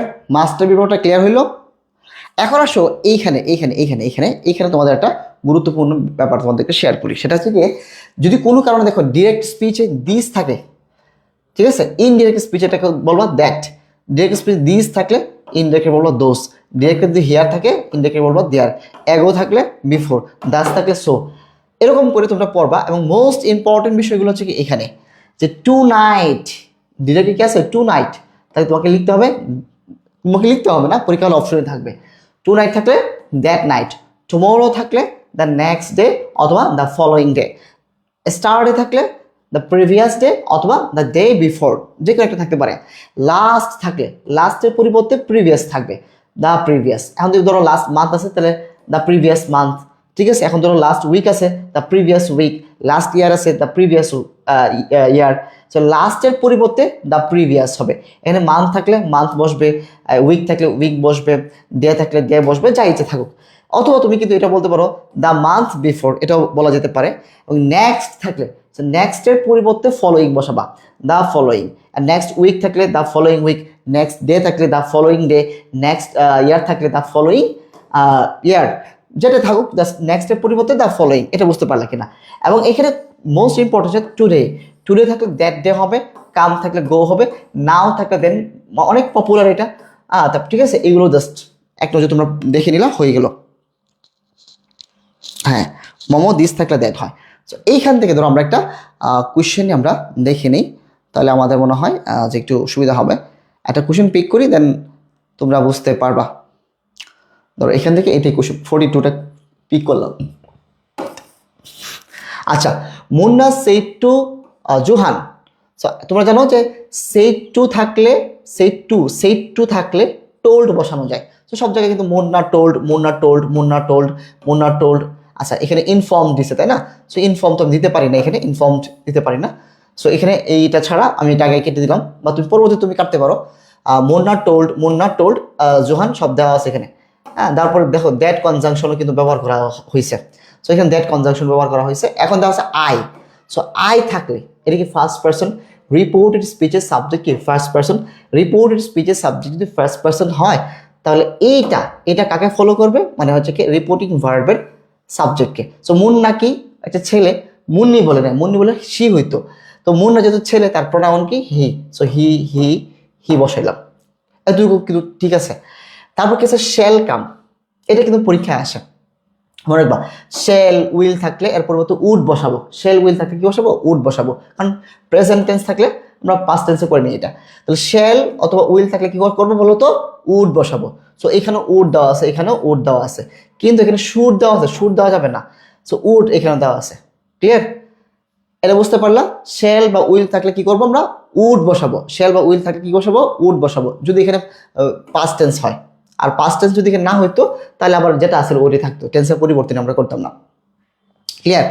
তারপরে আমরা অপশন সিটা আমি আগে কেটে দিলাম, আর ডিটা তো তুমি ইনফর্মডের কারণে কেটে দিলাম। তাহলে আমার হইতে পারে কি, আচ্ছা উডের পরে দেখো এখানে উড বি বসানো যাবে না, শুধু উড বসাইতে হবে। কি বসাইতে হবে, শুধু উড।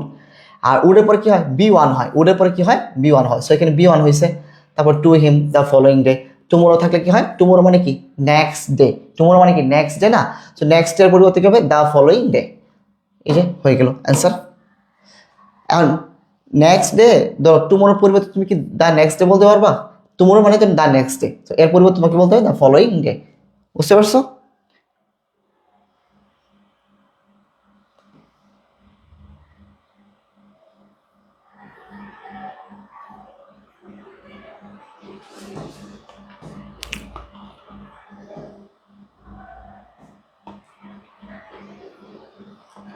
এখন আসো ইন্টারোগেটিভের ক্ষেত্রে, এটা খুবই ভাইটাল, সবাই একটু মনোযোগ দাও, কিন্তু প্রচুর কোয়েশ্চেন হয় এখান থেকে, ইন্টারোগেটিভ থেকে, খুবই ভাইটাল। আচ্ছা, আমরা খেয়াল করো তো, আমরা শুরুতে একটু বোঝার চেষ্টা করি। হ্যাঁ, আমরা প্রথমেই যে কাজটা করতাম, আমরা বলতাম না হি সেইড দ্যাট, কি বলতাম, হি, দেখতেছো তোমরা, হি সেইড বলতাম না। ইন্টারোগেটিভ সেন্টেন্সে এই যে হি সেইড, আই উইল গো, এরকম তো বলতাম, তাই না? সেড আই উইল গো। এখানে ইন্টারোগেটিভ সেন্টেন্সের ক্ষেত্রে এখানে সেইড আর বলা যাবে না, সেইড বলা হারাম। ইন্টারোগেটিভ সেন্টেন্স সেইডের পরিবর্তে কি বলতে হবে জানো, বলতে হবে আস্ক। তো এটা তো রিপোর্টিং ভার্ব, সো রিপোর্টিং ভার্বটা কি বলতে হবে? আস্ক বলতে হবে, ডিমান্ড অফ বলতে পারো, এনকোয়ারি অফ বলতে পারো, ওয়ান্টেড টু নো বলতে পারো, অন্ডার থাকতে পারে। সো মোস্টলি ইউজ করা হয় আস্ক, ঠিক আছে। এবং মজার বিষয় হচ্ছে কি, রিপোর্টেড স্পিচটি যদি অক্সিলারি ভার্ব দ্বারা শুরু হয়, মানে অক্সিলারি ভার্ব দ্বারা শুরু হয়, তাহলে লিঙ্কার হিসাবে কি করবা? রিপোর্টেড স্পিচ যদি অক্সিলারি ভার্ব দ্বারা শুরু হয়, তাহলে যেহেতু ইন্টারোগেটিভ সেন্টেন্স, তার মানে অক্সিলারি ভার্ব দ্বারা শুরু হবে সেন্টেন্স, এটা স্বাভাবিক। সো ইফ অথবা ওয়েদার, সো ওয়েদার বা টি ডাব্লিউ এইচ ই, একটা আছে ওয়েদার, দেখো W H E T H E R, এই ওয়েদারটা আছে, আর একটা আছে W H E A. So E A যেটা আছে, এটা কিন্তু আবহাওয়া, সো এটা কিন্তু ইউজ করা যাবে না। তারপর দেখো রিপোর্টেড স্পিচের অন্তর্গত ইন্টারোগেটিভ সেন্টেন্সে যদি কোনো ডব্লিউএইচ কোশ্চেন থাকে, ডব্লিউএইচ কোশ্চেন থাকলে কিন্তু তোমার ডব্লিউএইচ কোশ্চেনটা কিন্তু অপরিবর্তিতভাবে বসে যাবে। এটা বুঝতে পারো না, তাই না? একটু খেয়াল করো। আমরা শুরুতেই আমি একটা কথা বলে দিই, আরো সহজ করে একটা কথা বলি, এই কথাটাই ঘুরে ফিরে বলি। ইন্টারোগেটিভ সেন্টেন্স হইলেও ইনডিরেক্ট স্পিচে কিন্তু ইন্টারোগেটিভ রূপে রাখা যাবে না। ইনডিরেক্ট স্পিচটা তবে অ্যাসার্টিভ ফরম্যাটে, মানে আগে সাবজেক্ট তারপরে ভার্ব, এভাবে হবে। চলো আমরা একটু কোশ্চেনটা দেখি, দুইটা কোশ্চেন দেখি, আমরা কোয়েশ্চেন দেখি, তারপর আমরা বুঝতে পারবো সবকিছু।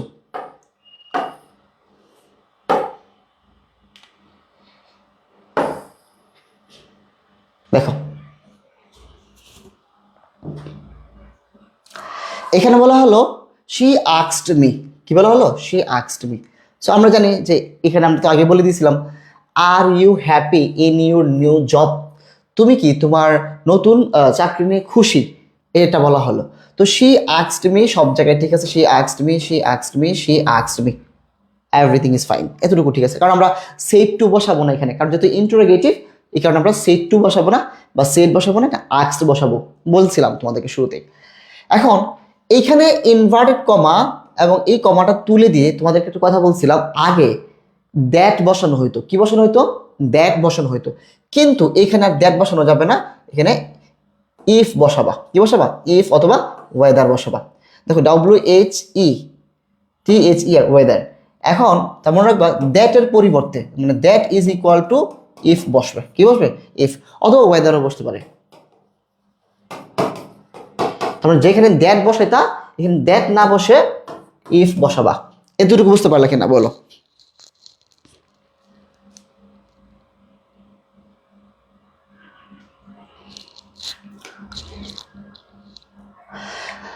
আচ্ছা, তারপর দেখো এখানে সাবজেক্ট কে আছে? সাবজেক্ট হচ্ছে কি ইউ। সো ইউ কোন person? Second person. Second, first person হলে ওইখানে চলে যেতাম, সেকেন্ড পার্সন হলে এইখানে যাব, মি। সো মি এর প্রোনাউন কি? মি এর প্রোনাউনটা হচ্ছে কি আই। সো আই, সব জায়গায় আই সাবজেক্ট দেওয়া আছে, সমস্যা নেই। তাহলে are you happy in your new job, তো আর ইউ হ্যাপি মানে কি? আর দ্বারা কি বলছে? প্রেজেন্ট টেন্সে আছে, কি আছে? প্রেজেন্ট টেন্সে আছে। সো এখন এটা আর থাকলে, তাহলে আমার এখানে এম ইজ আর থাকলে ওইখানে কি হবে? ওয়াজ ওয়ার হবে। আর প্রেজেন্ট ইনডিফিনিট থাকলে পাস্ট ইনডিফিনিট হয়। তাহলে এখানে হচ্ছে আই, আয়ের পরে কি দিব আমরা? ওয়াজ। কি দিব? ওয়াজ। কেন দিব? টেন্সের পরিবর্তন, টেন্সের পরিবর্তন কোন টেন্স হবে? এটা পাস্ট ইনডিফিনিট হবে। তো I was happy in my new job, ঠিক আছে। মানে হ্যাভ বিন হবে না, আর আই এমও হবে না। কেন হবে না? টেন্সের পরিবর্তন, এটা প্রেজেন্ট টেন্স, এটা প্রেজেন্ট টেন্স হবে না। আর আই হ্যাড বিন হ্যাপি, এটাও হবে না, মানে এটা কি পাস্ট পারফেক্ট কন্টিনিউয়াস। পাস্ট পারফেক্টেও এটা হবে না, পাস্ট পারফেক্ট কন্টিনিউয়াস না, পাস্ট পারফেক্ট। সো এটাও কিন্তু হচ্ছে না। তার মানে কি আমরা জানি পাস্ট প্রেজেন্ট ইনডিফিনিট হলে পাস্ট ইনডিফিনিট হয়। সো পাস্ট ইনডিফিনিট কোথায় আছে? একমাত্র অপশন এ তে আছে। সো এটাই কারেক্ট, বুঝতে পারছো? এবং মজার বিষয় বলি, এইখানে ইন্টারোগেটিভ ফরমেশন থাকলেও, মানে এখানে ইন্টারোগেটিভ থাকলেও তোমার ভিতরে কিন্তু ইন্টারোগেটিভ হবে না, ভিতরে কিন্তু আগে সাবজেক্ট, তারপর ভার্ব, তারপরে অবজেক্ট, এরকম করে হবে। তার মানে এটা মাথায় রাখবা, ওইখানে ইন্টারোগেটিভ থাকলেও এখানে কিন্তু ইন্টারোগেটিভ হবে না। আচ্ছা,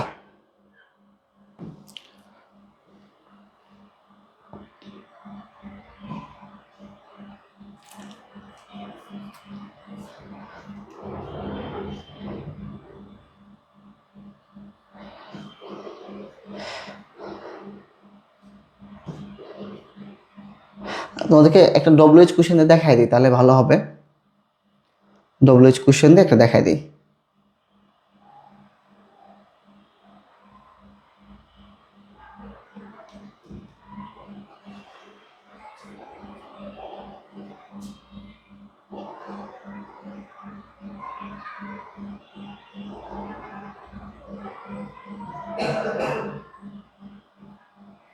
ডব্লিউএইচ কোশ্চেন, ডব্লিউএইচ কোশ্চেন নাই।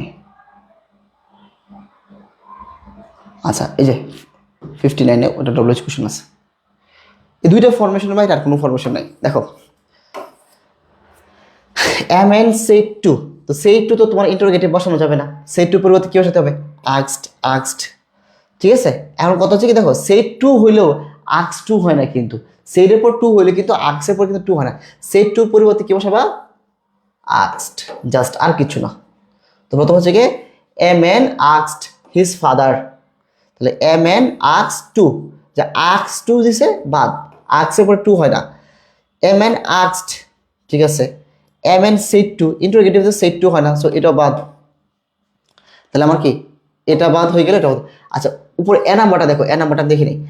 এই যে সেট আক্স টুর কারণে বাদ হয়ে গেছে, সেট টু হয় না, এটা তো বুঝতে পারতেছো। এখন এম এন আক্সড হিজ ফাদার, এই বন্ধু ঠিক আছে, এম এন আক্স his father, M N set to পরিবর্তে আক্সড হিজ ফাদার। সো কমা এবং ইনভার্টেড কমা তুলে দিয়ে কি করতে হবে? আমার ইফ অথবা ওয়াইদার বসাতে হবে। সো ইফ অথবা ওয়াইদার বসাতে হয়। কিন্তু কিন্তু কিন্তু কিন্তু কিন্তু ডব্লিউএইচ ওয়ার্ড থাকলে তখন আর ইফ ওয়াইদার না বসে ডব্লিউএইচ ওয়ার্ড বসে যায়। সো হোয়াট কি, হোয়াট হচ্ছে গিয়ে তোমার ডব্লিউএইচ কোশ্চেন, তাই না? হোয়াট, হাউ এগুলো থাকলে তখন কিন্তু এই যে ইনভার্টেড কমা তুলে দিয়ে বা হচ্ছে কি তখন আর ইফ ওয়াইদার বসাইতে পারবো না, মনে থাকবে। এই জিনিসটা মনে রাখবা। এখানে দেখো, এখানে কিন্তু ইফ বা ওয়াইদার নাই, a man asked his father, এরপরে আমরা জানি যে ইনভার্টেড কমা তুলে দিয়ে কি করতে হইতো? ইফ বা ওয়াইদার বসাতে হইতো। কিন্তু কিন্তু ডব্লিউএইচ ওয়ার্ড থাকলে এই কাজটা করা যাবে না, ডিরেক্টলি ইফ ওয়াইদার ছাড়াই পরবর্তী অংশ বসে যাবে। তারপর কি আছে? ডব্লিউএইচ ওয়ার্ড আছে, এই ডব্লিউএইচ ওয়ার্ডটা বসে যাবে। তারপর কি আছে? ইউ, সাবজেক্ট কোনটা আছে? ইউ। সো ইউ থাকলে কোন মানে কি অনুযায়ী পরিবর্তন হবে? ইউ থাকলে এই যে রিপোর্টিং ভার্বের অবজেক্ট অনুযায়ী পরিবর্তন হবে। তো হিজ ফাদার, হিজ ফাদার মানে কি? তার বাবা। তার বাবা তো অবশ্যই একটা পুরুষ, পুরুষের প্রোনাউনটা কি হবে? হি। ঠিক আছে, এখানে হি বসানো হইলো। তারপর হচ্ছে আর আছে, আর মানে কি? মানে প্রেজেন্ট কন্টিনিউয়াস আছে, তো প্রেজেন্ট কন্টিনিউয়াস থাকলে পাস্ট কন্টিনিউয়াস টেন্স হবে। লাইক এখানে হি ওয়াজ ডুইং, কারণ আর মানে হচ্ছে বি ভার্ব হিসেবে ওয়াজ বসলো, আর ডুইং তো ডুইং বসে গেল। ক্লিয়ার? তাহলে সব কিছু ঠিক আছে আমার এ নাম্বারে। সি নাম্বারটা কেন হলো না? এম এন আস্কড দিল, দেওয়ার পরে his father, M N asked his father এর আগেই হোয়াট বসাই দেওয়া হয়েছে, সেটা ভুল, আগেই হোয়াট বসাই দেওয়া হয়েছে। ক্লিয়ার? তার মানে এই ব্যাপারটা ক্লিয়ার যে ইন্টারোগেটিভ যেটা, হ্যাঁ, তোমার নারেশনের ক্ষেত্রে যদি তোমার ডব্লিউএইচ ওয়ার্ড থাকে তখন ইফ অথবা ওয়েদারটা বসাবা না, ইফ ওয়েদার বসবে না। আর যদি ডব্লিউএইচ ওয়ার্ড না থাকে, ডব্লিউএইচ ওয়ার্ড না থাকে তখন ইফ বা ওয়েদার বসাবা। এবং মোস্টলি এটা মাথায় রাখবা যে আস্কড ব্যবহার করবা, আস্কডের পরে কোনো টু ইউজ করা যাবে না। ছোটো ছোটো দু একটা ইনফরমেশনে কিন্তু তোমাকে সহযোগিতা করবে। Okay fine.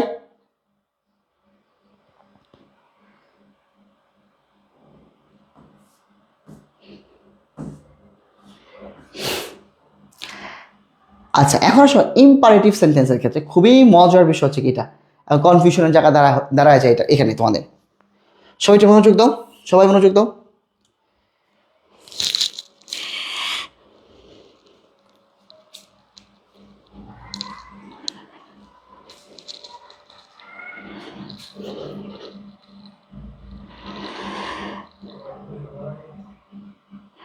ওকে,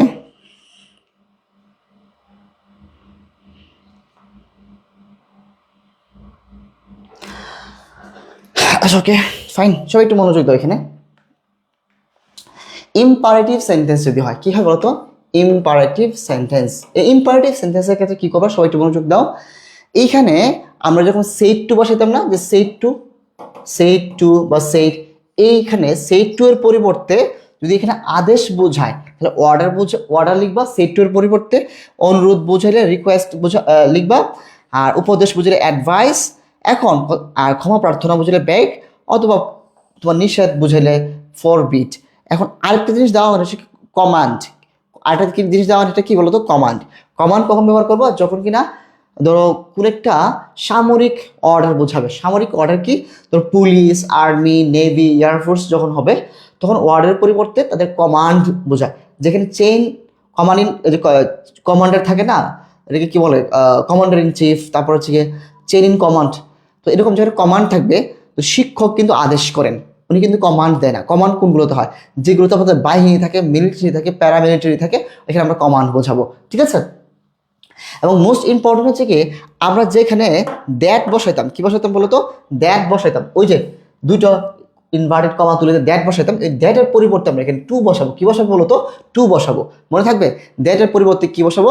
টু বসাবো, এটা মনে রাখবা। এবং মোস্ট ইম্পর্টেন্ট ব্যাপার হচ্ছে এই অংশটুকুতে নেগেটিভ ইম্পারেটিভ সেন্টেন্সকে যদি তুমি পরিবর্তন করো, নেগেটিভ ইম্পারেটিভ, তখন প্রোহিবিট বা ফরবিট লিখলে হবে, কিন্তু তার পূর্বে কোনো নট বসে না, তারপরে কোনো নট বসানো যাবে না, কারণ ফরবিট মানে কি না, এটার মধ্যে কিন্তু একটা নট আছে, সো এই তখন এই নটটা ব্যবহার করা যাবে না। চলো আমরা একটা কাজ করি, আমরা একটা এক্সাম্পল দিই, আমরা এক্সাম্পল দিয়ে দেখি। আচ্ছা,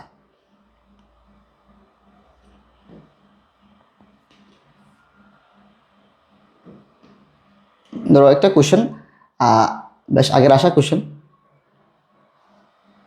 এখানে কি বলা হলো যে he asked Karim to go with him, করিমকে জিজ্ঞেস করা হলো টু গো উইথ হিম, তার সাথে যাওয়ার জন্য, তাই না? তো এখানে আমরা জানি যে আস্কড, তো আস্কের পরিবর্তে আমরা কি লিখতে পারি? টোল্ড লিখতে পারি, সেড লিখতে পারি, অনেক কিছু লিখতে পারি।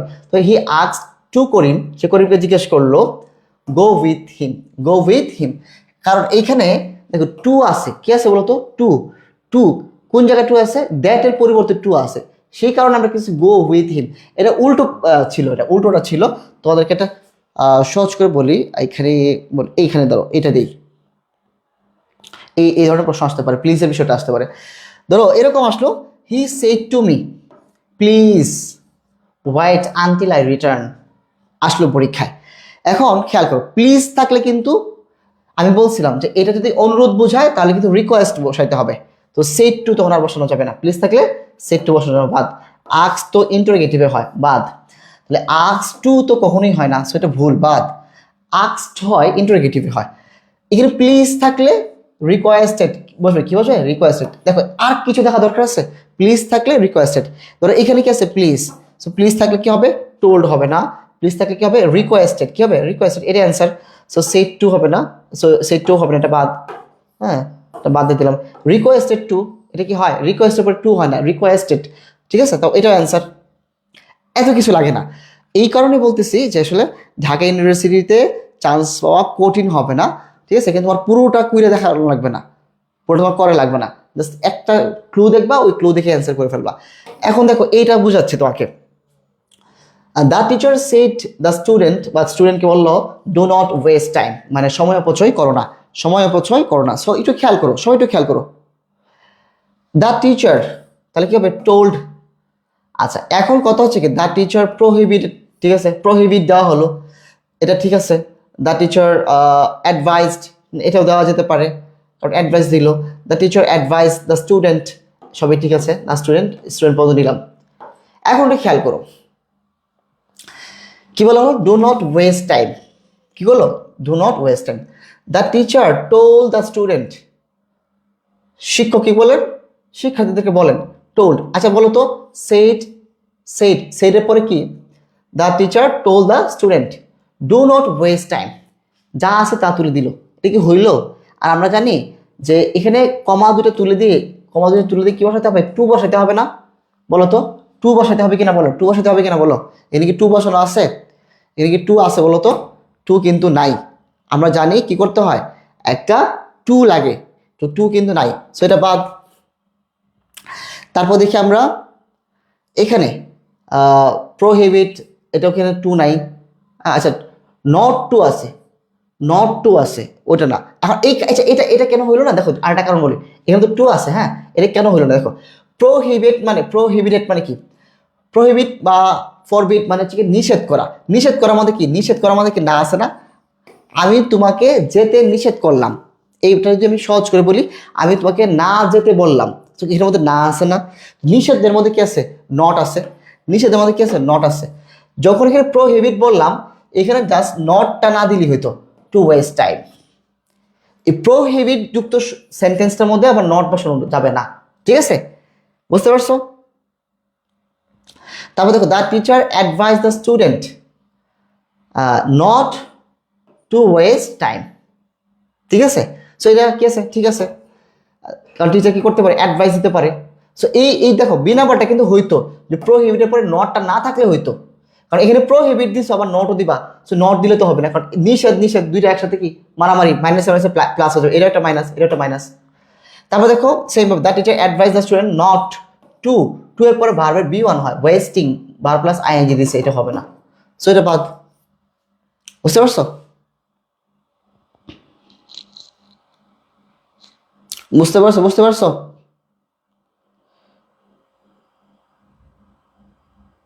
এই দেখো my father said to me, তো my father told me, my father told me, my father forbade me, ঠিক আছে, দেওয়া যায় মাই ফাদার টোল্ড মি। এখন খেয়াল করো এইখানে মাই ফাদার টোল্ড মি দ্যাট, এখানে কি দ্যাট বসে ইম্পারেটিভ সেন্টেন্সে? ইম্পারেটিভ সেন্টেন্সে দ্যাটের পরিবর্তে কি বসে বলতো? টু বসে। দ্যাটের পরিবর্তে কি বসে? টু বসে। আর ইন্টারোগেটিভ হলে ইফ, ওয়েদার অথবা ডব্লিউএইচ কোয়েশ্চেন। সো দ্যাটের কারণে কিন্তু এটা ভুল। এখানেও দেখে কিন্তু দ্যাট দেওয়া আছে, এখানে কি আছে? দ্যাট।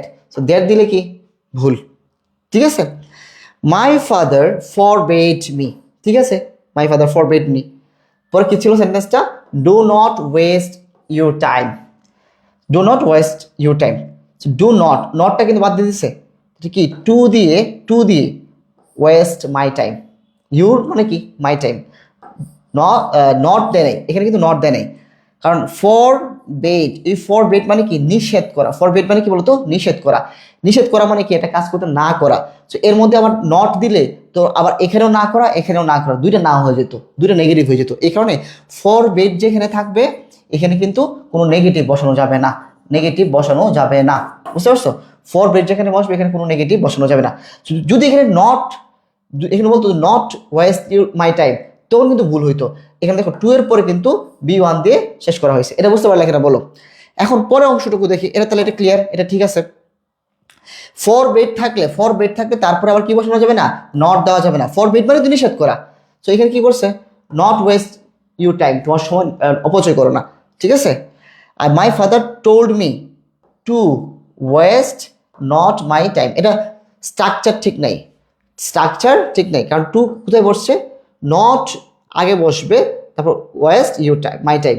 সো এইখানে যে টু এবং নট এই দুইটার ব্যবহারটা মানে পজিশনটা ঠিক নেই, ঠিক আছে। To waste not my time এরকম না, নট কিছু এক ভার্বের আগে বসবে না, নট।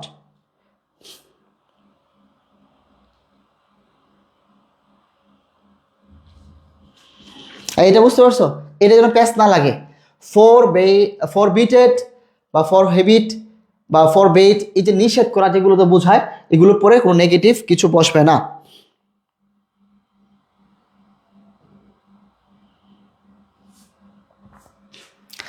আচ্ছা, তারপর দেখো হচ্ছে কি ইম্পারেটিভের যেগুলো শুরুতে তোমার ল্যাট থাকবে, কি থাকবে? ল্যাট থাকবে। সো ল্যাট থাকলে তোমার প্রপোজড হতে পারে, হ্যাঁ, এটা জাস্ট মাথায় রাখলে হবে, এটা খুবই ইজি বিষয়। আচ্ছা, আবার ল্যাট দ্বারা যদি প্রস্তাব না বোঝায়, ল্যাট দ্বারা যদি কি না বোঝায়? প্রস্তাব না বোঝায়,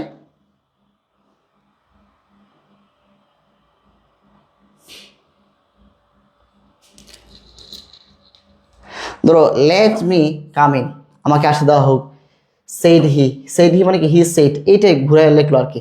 সো এই ক্ষেত্রে কি হবে? রিকোয়েস্ট বোঝাচ্ছে ল্যাট দ্বারা, তখন এটা রিকোয়েস্টেড হবে, এটা মাথায় রাখলে হবে। সেইভাবে অনেক সময় ল্যাট দ্বারা কি রিকোয়েস্ট বোঝাতে পারে, উইশ বোঝাতে পারে। সো এই সেক্ষেত্রে তোমার একটু ভিন্ন হবে।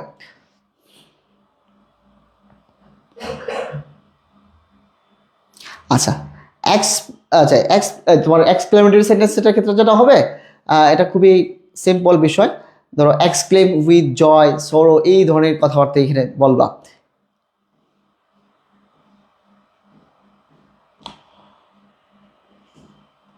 ধরো একটা বিষয় দেখাই দিই এখানে, এটা ম্যাক্সিমাম ক্ষেত্রে যেটা আসে আমি এটা বোঝাচ্ছি, একটু দেখো। দেখো he said good morning, good night, এরকম থাকলে আমরা প্রথমে রিপোর্টিং ভার্ব হিসেবে উইশ নিব, কি নিব? উইশ। তাহলে হি হ্যাড উইশ না, he wished. He said, he had said বলা ছিল, হি হ্যাড সেড বললে হি হ্যাড উইশড বলতে পারতা, সো এই কারণে ভুল এটা। তাহলে হি উইশড, ঠিক আছে এটা। তারপর কাকে উইশ করছে? মিস্টার কামাল কি বলে উইশ করছে? গুড মর্নিং, গুড মর্নিং, ঠিক আছে? গুড নাইট বলে এরকমই হইতো। তাহলে এখানে উইশের ক্ষেত্রে টোল্ড হবে না আর সেডও হবে না। গুড মর্নিং কি উইশ করা, good morning, good night, so এইগুলো বেশি আসে। এই হলো মূল তোমার ন্যারেশনের পার্ট। সো তোমার এখানে তোমরা অনেকে যে কাজটা করো অ্যাডমিশন আইসা ন্যারেশন তোমার প্র্যাকটিস করো। কীভাবে প্র্যাকটিস করো? যে কলেজে যেভাবে প্র্যাকটিস করছিলা, লিখে লিখে করছিলা, এরকম করার দরকার নেই। এভাবে লিখে লিখে করবা না প্র্যাকটিস, ঠিক আছে? জাস্ট তোমার দেখতেছো এক জায়গায় জানো, এতটুকু তুমি জানো যে প্লিজ থাকলে রিকোয়েস্টেড বসাতে হয়, প্লিজ থাকলে রিকোয়েস্ট হয়, তো এতটুকু জানলেই তো হয়ে যাচ্ছে। তো দেখবো মানে কি নর্মাল আহামরি কিছু না, ঠিক আছে? তো শেল বা উইল থাকলে উড হইতেছে, সিম্পল জিনিসগুলো, আহামরি তেমন কিছু আসবে না এখানে, ঠিক আছে? ওকে, তাহলে আমার মনে হয় ঠিক দীর্ঘদিন পরে একটা বেসিকের ক্লাস নিলাম, অনেক দিন পরে, এবং আমাদের বেসিকের ক্লাস শেষ, তাই না? অলমোস্ট সব ক্লাস শেষ, এবং আজকে বিদায় ক্লাস না, অবশ্য দুঃখ হওয়ার কিছু নাই। তারপরে হচ্ছে গিয়ে আমাদের তোমাদের যা যা পড়ানো সবই হয়ে গেছে। তারপরে তোমাদের ম্যারাথন ক্লাস নিচ্ছি, হ্যাঁ ম্যারাথন।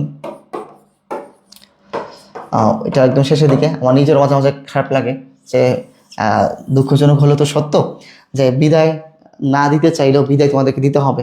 তোমরা এখন অনেক বড় হয়ে গেছো। বিদায়টাও একটা সৌন্দর্য, আসলে অনেক সৌন্দর্য, কারণ এই বিদায়ের মাধ্যমে তোমাদের উচ্চ মাধ্যমিকের গণ্ডি পেরিয়ে এখন তোমরা বিশ্ববিদ্যালয়ের জীবন শুরু করবা। সো বিদায় না দিলে কিন্তু আসলে তোমাদেরকে ধরে রাখা হবে। সো তোমাদের সকলের জন্য একটা অভিনন্দন রইল, শুভকামনা রইল। তোমাদের বিশ্ববিদ্যালয়ের জীবনটা রঙিন হোক, সুন্দর হোক, এটাই চাই। বিশ্ববিদ্যালয়ের পরে আবার চাকরি জীবন, বিশ্ববিদ্যালয়ের জীবনটা অনেক আনন্দের, অনেক মজার, বিভিন্ন ধরনের কাজ থাকে। সো সব ধরনের কাজ তোমরা করবা, ইতিবাচক নেতিবাচক, বাট নেতিবাচক কাজগুলোকে অ্যাভয়েড করবা, ঠিক আছে? তো শেষ সময়ে ক্লাস আরও কয়েকটা হবে, তোমাদের রুটিন দেওয়া হয়েছে। সো এই ক্লাস কয়েকটা করো, হয়তো 2-1 দিন ক্লাস হবে, আর শেষের দিকে আমরা তোমাদের সাজেশন দিয়ে দিলে তোমরা নিজেরা পড়বা, তারপর তোমাদের পরীক্ষা নিব। কারণ অল্প কিছুদিন আগে তোমাদের যদি না ছেড়ে দিই, তোমাদের নিজেদেরও তো একটু পড়ার ব্যাপার আছে, নিজেদের মতো করে পড়ার। সো পড়ো, সব ভালো থাকো, সুস্থ থাকো ইনশাল্লাহ। আমি বিশ্বাস করি যে তোমাদের সাথে এতদিন আমি অনলাইনে একটা ক্যামেরা দিয়ে একটা স্টুডিও রুমে, খালি রুমে চিলাচিলি করছি। একটা দিন আসবে যেদিন টিএসএ দেখা হবে, তখন একসাথে চা খেতে খেতে না হয় বাকি গল্পগুলো করলাম। তো সেই দিনের অপেক্ষায় আজকে এখানেই শেষ করছি। আল্লাহ হাফিজ।